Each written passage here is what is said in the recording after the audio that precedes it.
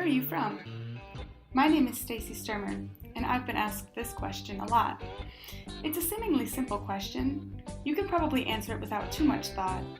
But have you ever really thought about the place you came from? Have you ever investigated its history?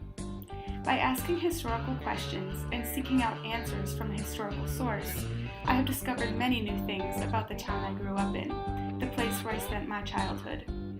I'd like to share with you what I learned through this process of researching my hometown, Wagner, Wisconsin, and in turn, what I learned about myself. The story of the town of Wagner begins long before it was named. Before Europeans even arrived, the Menominee Indian tribe used the land for hunting grounds for centuries. It later became part of New France after Frenchman Jean Nicolet arrived in 1634. Then, a peace treaty between England and France resulted in the land becoming part of the British province of French-speaking Quebec. It finally became part of the United States in 1783 as part of the Northwest Territory. Wisconsin became a territory in 1836, at which time there was no record of white settlers in the future Wagner area. Wisconsin later became a state in 1848 and then started being divided into counties and towns. However, there were still no permanent settlers in the future Wagner Township. In 1859, Peshtigo Lumber Company started logging in the area and selling cutover land to immigrant farmers and hunters. Thus, the first European settlers arrived, mostly Swedes and Germans. The town of Wagner itself was founded in 1915 when it separated itself from the larger town of Porterfield due to poor infrastructure that made distant town affairs difficult. There were three names proposed for this new town: Maple, due to the abundance of sugar maple trees; Scandia, in honor of the high Swedish population; or Wagner, after an Austrian immigrant named Joseph Wagner, Wagner's first town chairman. The name Wagner was chosen, and this new rural community was born along the Menominee River in northeastern Wisconsin. In the past 100 years that Wagner has existed as a town, a lot of history has unfolded.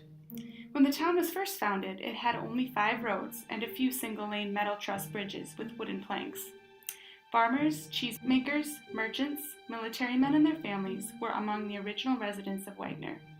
While logging had been a major industry in Wagner prior to its separation from Porterfield, much of its white pine forest had been cut by the time Wagner came into being. This abundance of deforested lands drew in farmers with the lure of cheap land. Thus, Wagner became a largely agricultural community. These farms were the livelihood of families. Farming was their way of life and sustaining life for their children. Today, 28 barns still stand in the town of Wagner, but only a few of those are still part of a fully operational farm. While the farming aspect of Wagner has changed over the past century, one thing that hasn't changed is the popularity of hunting, trapping, and fishing. These activities have long provided sources of income, as well as food, for Wagner families, in addition to providing recreation and enjoyment. Education is something that has changed quite drastically throughout Wagner's history. Before Wagner became its own town, many people educated their children from their own homes. Then, in 1889, a one-room schoolhouse was built and named the Wagner School. It later became the first public building in the town of Wagner and was used as the town hall. In 1947, due to the constant increase in student numbers, another school was added, the Gull School, and later a third, the McAllister School. Before investigating the history of Wagner, I felt somewhat disconnected from it. I grew up in Wagner, but I didn't attend school there. I knew the community, but my family didn't have biological ties to it, having moved there before I was born. I appreciated the rural American culture of Wagner, but I didn't always understand it. I still don't. But after researching it more, I can see a glimpse into the whys of Wagner.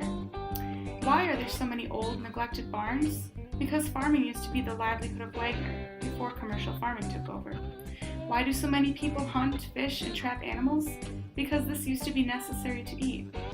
Why do elders in my town love to tell stories of their lives in Wagner? Because these have been good lives, focused on family and hard work and dependence on the land. Through researching Wagner's history, I have been reminded of the beautiful simplicity of rural living. I have come to appreciate the many differing little stories that come together to create the history of the town. My own life has contributed to it and continues to do so. History encompasses many times and many places, but it also has a place within each of us. Wagner's history certainly has a place within me.